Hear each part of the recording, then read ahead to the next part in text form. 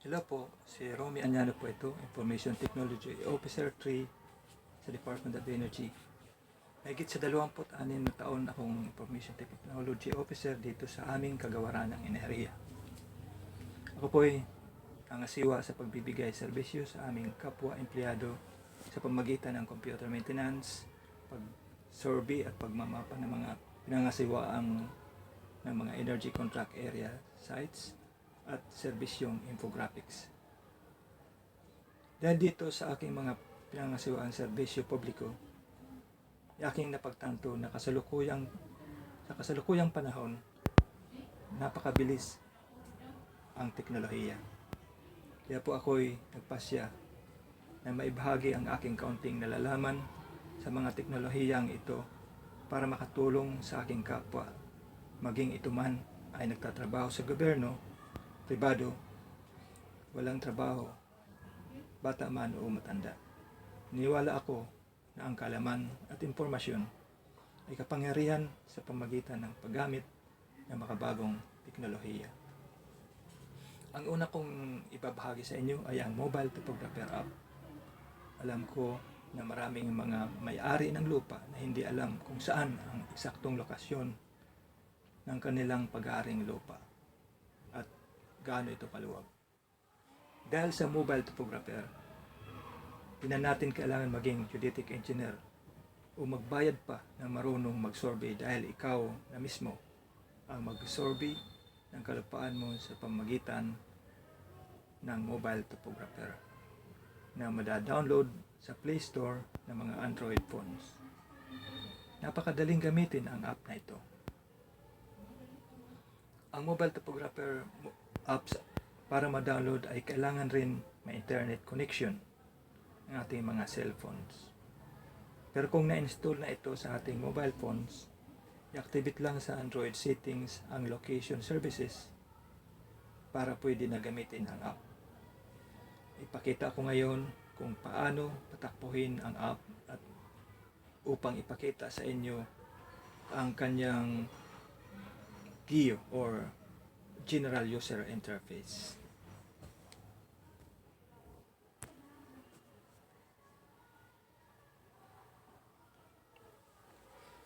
Ito ngayon tumatakbo na, binuksan ko yung Mobile Topographer app. Itong ginamit ko yung Mobile Topographer po. Pero ito yung may bayad, pero mayroon din siyang free app na pwede mo rin i-download.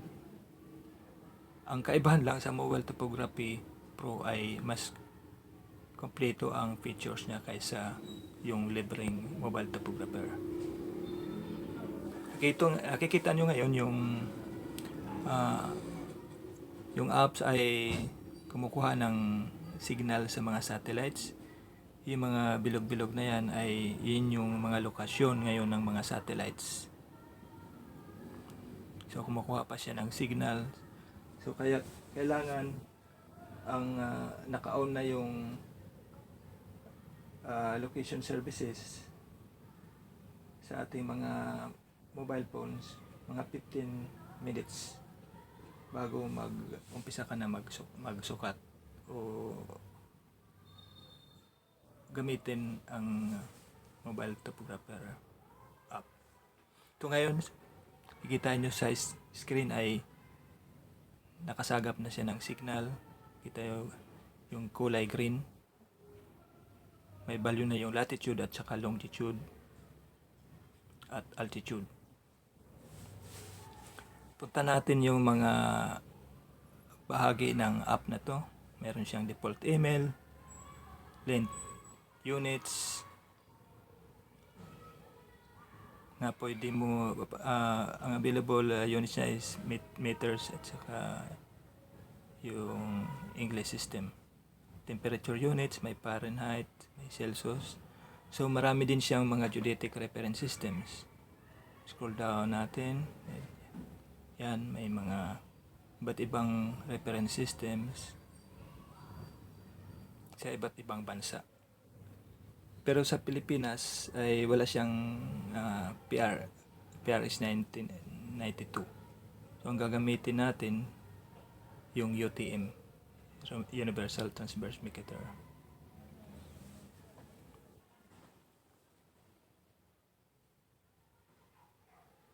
So pwede mo rin iset ang elevation, yung maximum accepted depth, pwede mo rin iset ang depth value, ang maximum accepted accuracy, accuracy threshold, reading threshold, saka contour. So balik tayo doon sa GPS sa pagsagap ng satellites. Ito ngayon yung main interface. Kita nyo yung parang plug. Pag pindutin nyo yan, ibig sabihin mag-i-start ka na ng survey, pagkuha ng mga lokasyon. Nung pinindot na yung parang plug, ito ang kalalabasan. Kita nyo sa screen, pula pa ang value ng latitude, longitude, at saka wala pang value. Makikita nyo waiting for GNSS.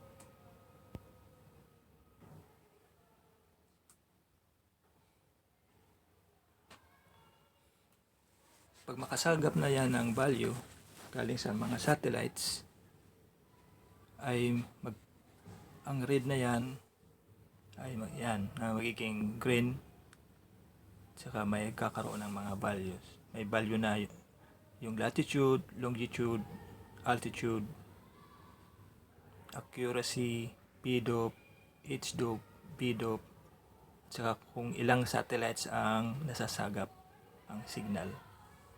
So ito ngayon, nakita natin na naglalaro siya sa 12 at saka 13 signals out of 23 satellites. Kita na rin nung pinindot natin yung accuracy, yung nag-green na rin. So may measure siya ng mas accurate pang positioning. Kita rin natin sa Google Map ang ating approximate location.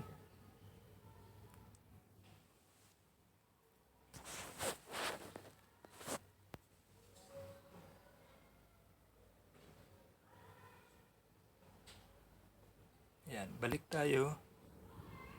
Tingnan natin pa, explore pa natin ang ibang features ng mobile topographer apps. Click tayo sa main screen. Pwede tayo pinindot ko yung points. So wala siyang na-display kasi wala pa tayong nakasave na points. Balik tayo doon sa, pindutin natin yung parang plug para mag-conduct ng survey. So yun ang unang process niya para makakuha ng points.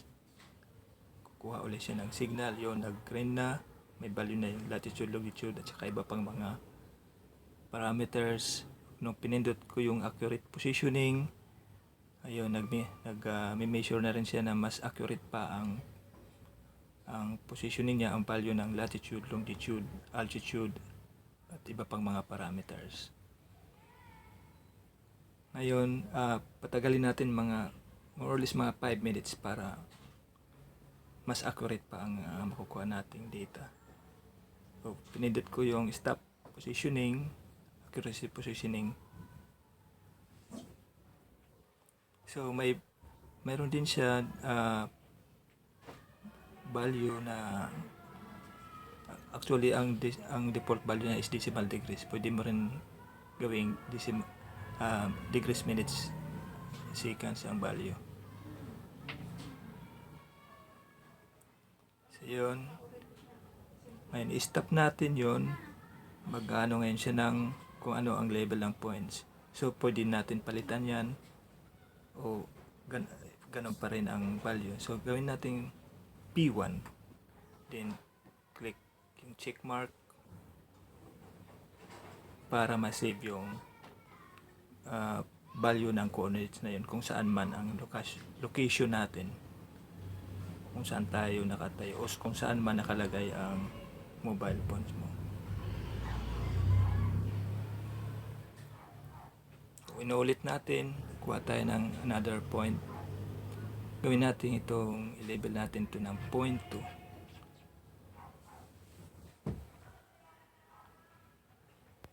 Then check mark. So yun, na-save na yung mga points na yun. Yan sa app. So yun po ang pagkuha ng ating ng data sa mobile topographer. Ang mobile topographer app ay ginawang handheld global positioning system ang ating mga cellphones. Ayon sa nag-develop ng app na ito, mas accurate pa raw ito sa ordinaryong handheld GPS. Kaya po mainam itong gamitin sa mga geodetic engineer, land developer, renewable energy developer, geologist, mining, at saka civil engineers. Salamat po sa pag-view ng video na ito. Huwag kalimutan i-like at mag-subscribe sa YouTube channel ko at mag-komento o suggest para mapaganda pa ang video at makapaggawa pa tayo ng mga video na kalintulad dito. Laging tatandaan, ang kaalaman ay susi para makaiwas sa kahirapan at kamangmangan.